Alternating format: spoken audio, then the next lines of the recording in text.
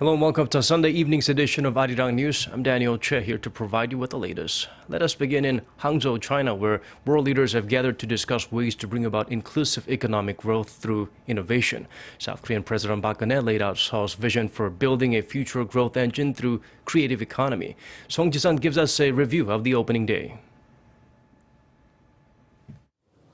At this year's G20 Summit aimed at building a more innovative, invigorated, interconnected and inclusive world economy, President Park Geun-hye proposed Korea's creative economy drive as a new model for growth to counter the so-called new normal of low growth now prevailing around the globe.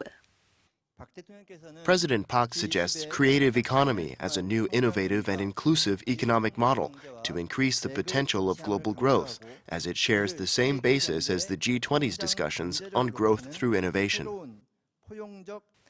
Park also emphasized Seoul's three-year economic innovation plan aimed at revamping labor, finance, education, and the public sector to reform, inviting G20 members to pursue structural reforms for growth.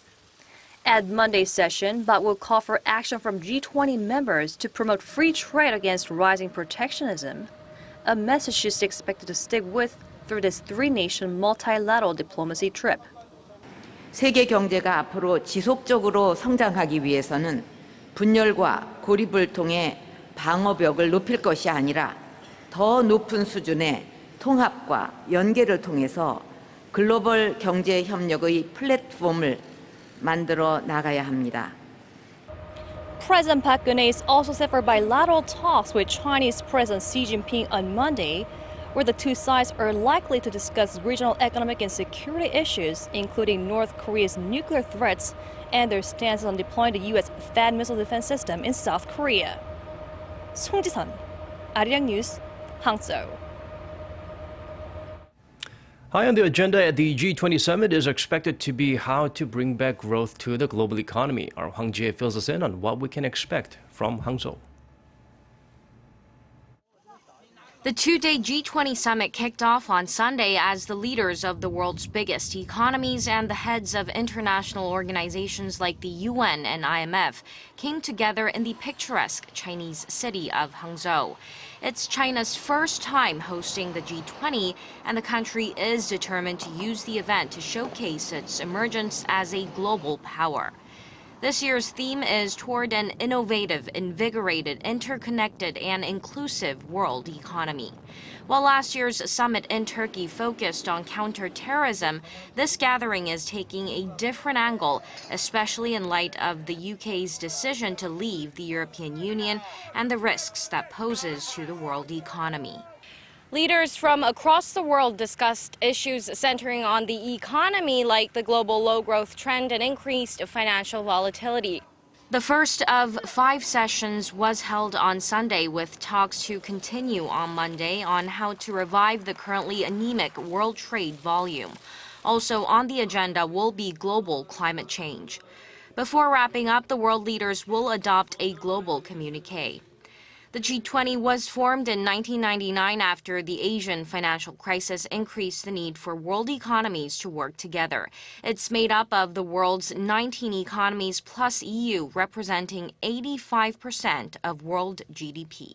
Hwang Ji, Arirang News, Hangzhou. A South Korean law took effect today with the aim of promoting human rights in North Korea after the bill was held up in Parliament for 11 years. The law calls for Seoul's Unification Ministry to set up a department that will focus on supporting North Korean defectors and resolving issues over families separated by the Korean War. Pundits say the new office will, in the long term, prepare for the reunification of the two Koreas, while in the short term it will work to help ordinary North Koreans living under the regime. China has outwardly adopted a stronger stance against North Korea and its provocations, but there is reportedly a troubling amount of illicit trade on the border between the two sides. According to the South China Morning Post, imports of North Korean products have decreased since Beijing banned the regime's main exports, including coal and iron ore. But the Hong Kong-based paper reports that sensitive items such as nuclear reactors and equipment that can be used in reactors continue to flow from China into the Hermit Kingdom. In fact, in the first half of the year, these so-called Category 84 items became China's second biggest export to the regime. plastics and polypropylene, which experts say could be used by the North's military, ranked 5th. Last year, in contrast, the top 5 items going to the North were soybean oil, textiles, telephones, apples, and trucks. The South Korean government has announced some initial measures to cope with the demise of Hanjin Shipping, the country's biggest shipping company. 9 government ministries met on Sunday to discuss further countermeasures. Our Yoon Shin explains further.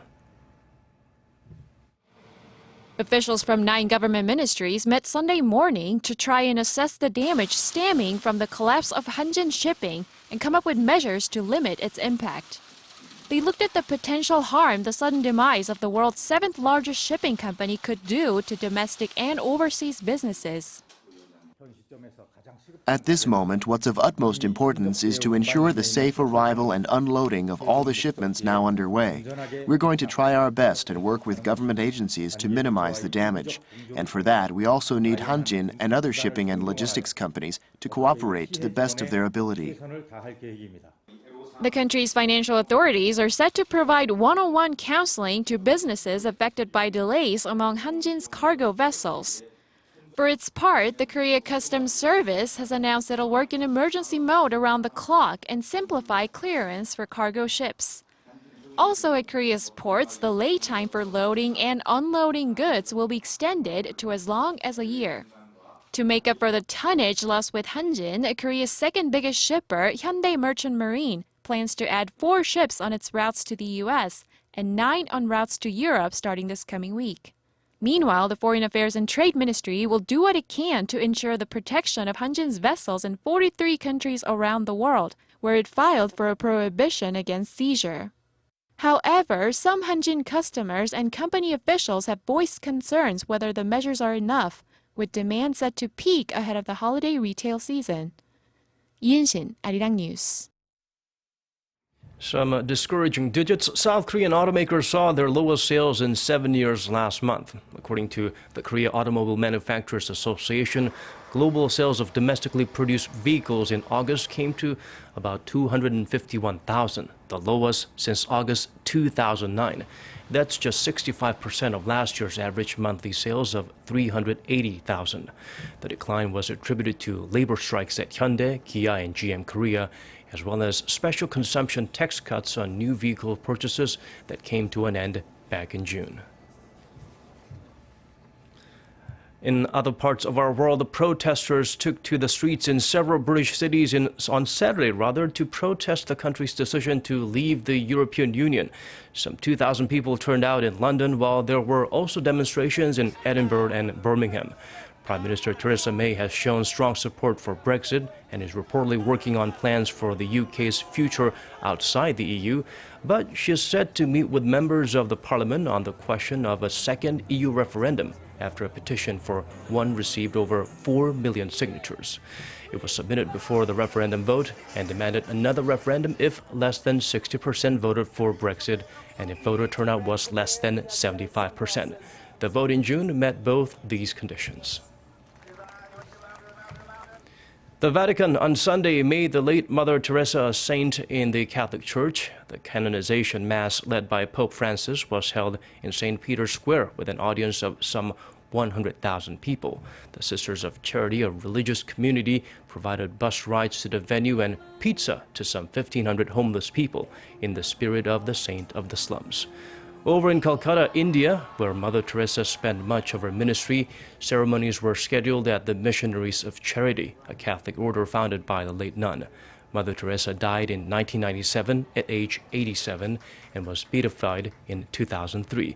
It often takes decades to reach sainthood, but Mother Teresa's beatification was rushed through by Pope John Paul II, and Pope Francis vowed to complete the process before the year is up. The northeastern United States is bracing for the impact of Hurricane Hermine. Several states, including Maryland and New Jersey, have declared emergencies, while beaches have been closed as far north as New York. technically, Hermine's no longer a hurricane, but it's expected to regain hurricane strength by Monday morning, for many ruining plans for Labor Day weekend. Hermine has caused at least 2 deaths since Friday, when it became the first hurricane to hit Florida in 11 years. Meanwhile, a magnitude 5.6 earthquake hit Oklahoma on Saturday and was felt in at least 5 other states. The quake caused 1 minor injury. Seismologists are looking into whether the tremor was caused by oil and gas drillers pumping wastewater underground, which is known to have caused hundreds of smaller quakes in the region. Now turning to South Korea's weather conditions, indirect effects of Typhoon Namtaeun will be felt in certain parts of the nation, with rain expected in Daegu and Busan on Monday. Temperature-wise, those 2 cities starts at 22 and 23 respectively. Seoul at 22. The mercury will then rise all the way to 29 in the capital, 27 in both Daegu and the port city. And now let's check out the weather conditions in other parts of our world.